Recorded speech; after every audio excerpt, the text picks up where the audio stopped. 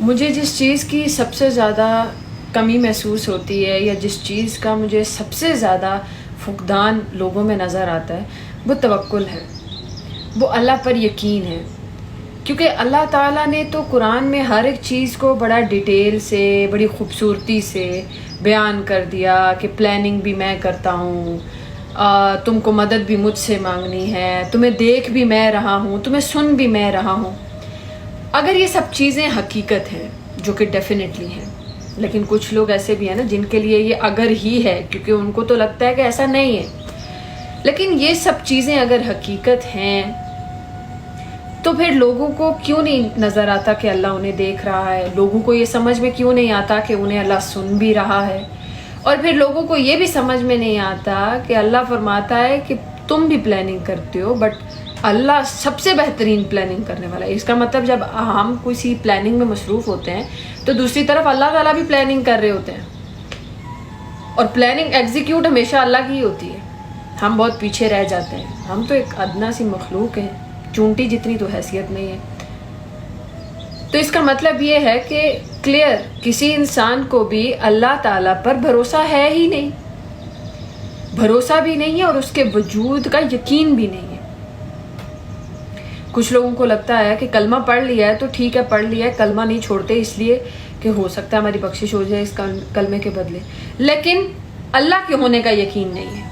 کیونکہ اللہ کے ہونے کا یقین تو یہ ہے نا کہ آپ اگر ایک اکیلے کمرے میں بھی بیٹھے ہوئے ہوں، آپ کے پاس کوئی نہ ہو، تو بھی آپ کو گناہ کا تصور ڈرا دے، کیونکہ اللہ آپ کو دیکھ رہا ہے.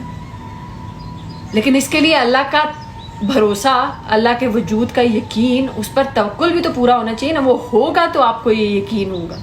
اور مجھے نہیں لگتا کہ آج کل میجورٹی لوگوں کو اس بات کا یقین ہے کہ اللہ انہیں دیکھ رہا ہے، اللہ انہیں سن رہا ہے. جس کا دل چاہ رہا ہے وہ زنا میں ملوث ہے، جس کا دل چاہ رہا ہے وہ ایسے کام شروع کیے ہوئے اس جنریشن نے کہ شریف بندہ سنے تو اس کے پیروں کے نیچے سے زمین نکل جاتی ہے. لیکن کیے مطلب اس طرح کی چیزیں. پھر جو چیزیں ہمیں یورپ دے رہا ہے، مغرب سے جو کچھ بھی آ رہا ہے، اس کو ہماری جنریشن ایسے ایکسیپٹ کر رہی ہے جیسے ہم صدیوں سے ان کاموں کے واقف ہیں.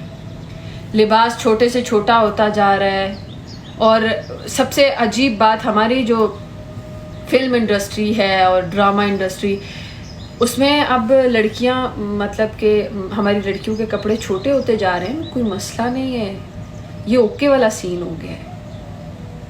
ایک وقت ہوتا تھا کہ چادر دوپٹہ کمپلسری ہوتا تھا کہ یہ رکھنا ہی رکھنا ہے، کیونکہ ہم نے معاشرے کو ایک چیز پورٹری کرنی ہے نا.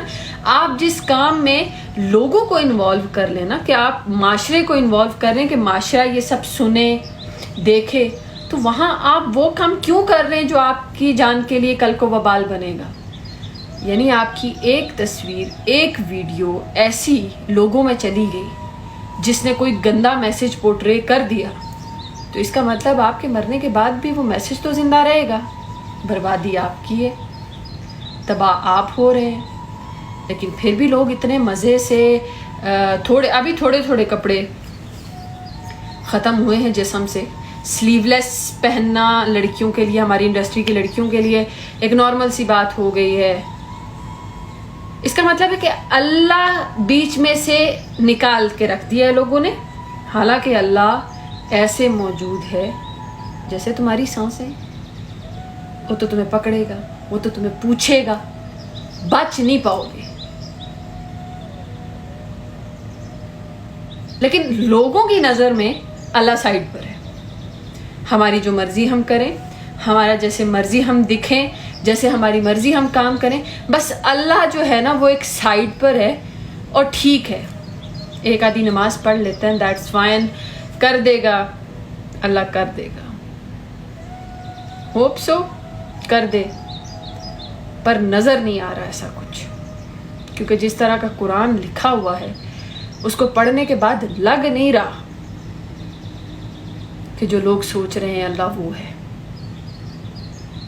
اللہ کا معیار کچھ الگ ہے. اس کو سمجھنے کے لیے وقت لگے گا، کافی سارا وقت. اللہ تعالیٰ ہدایت